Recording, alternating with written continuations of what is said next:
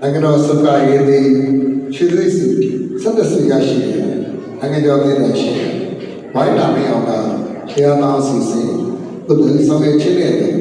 တစ်ဆက်တည်းမှာယတရာတိကျောင်းလေးဆရာတော်ခေါ်ကြတာမူသောဓမ္မသင်္နာတို့အာယုဓမ္မစေသွားစီပဲရိုသေစွာနာယုမတ်သားရဲ့အစီအစဉ်တို့ရောက်ရှိပါတော့ကြောင်းနိုင်ငံတော်စကားရေးသည်ခြေသွေးဆက်ဆွေရနိုင်ငံတော်ပြည်သူရှိဝိုင်းလာမင်းအောင်ကခေယသောစီစဉ်ဘုသူဆောင်ရွက်ပေးနိုင်ပါရန်ဒေသစွာဖြင့်မြတ်တရားခံပါလေအလူတကားရှိသမျှတဲ့အဓိကပဲတရား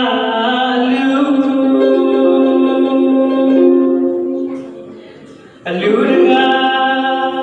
ရှိသမျှတဲ့အဓိကပဲတရားအလူအတရားမချာဖြူစွာအများသူနာအကျိုးပြ